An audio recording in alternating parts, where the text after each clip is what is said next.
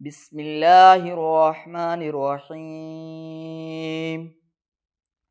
ألف لام ميم. ذلك الكتاب لا ريب فيه هدى للمتقين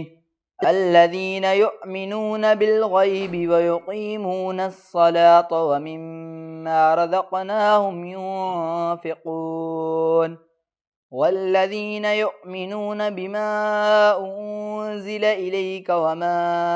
أنزل من قبلك وبالآخرة هم يوقنون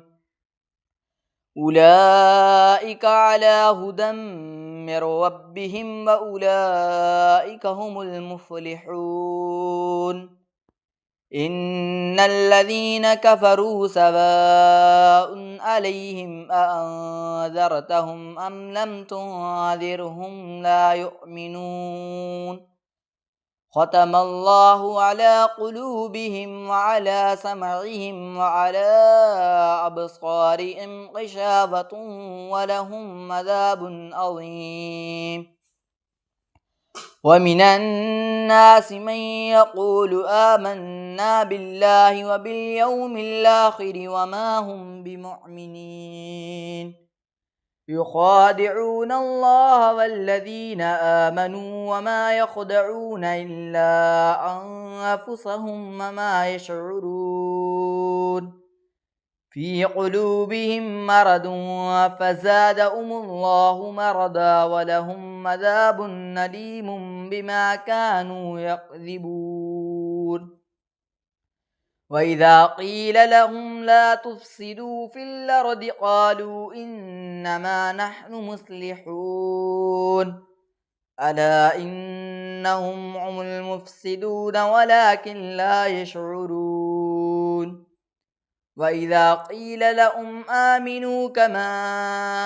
آمن الناس قالوا ونؤمن كما آمن السفهاء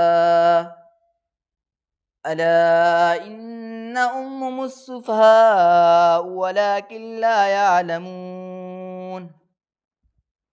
وإذا لقوا الذين آمنوا قالوا آمنا وإذا خلوا إلى شياطينهم قالوا إنا معكم إنما نحن مستهزئون الله يستهزئ بهم ويمدهم في طغيانهم يعمهون أولئك الذين اشتروا الضلالة بالهدى فما ربحت تجارتهم وما كانوا مهتدين مثلهم كمثل الذي استوقد نارا فلما أضاءت ما حوله ذهب الله بنورهم وتركهم في ظلمات لا يبصرون صم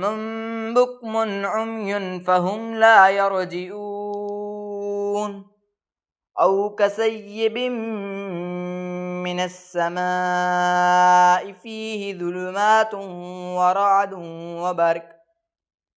يجعلون أصابعهم في آذانهم من الصواعق حذر الموت والله محيط بالكافرين يكاد البرق يخطف أبصارهم كلما أضاء لهم مشوا فيه وإذا أظلم عليهم قاموا ولو شاء الله لذهب بسمعهم وأبصارهم إن الله على كل شيء قدير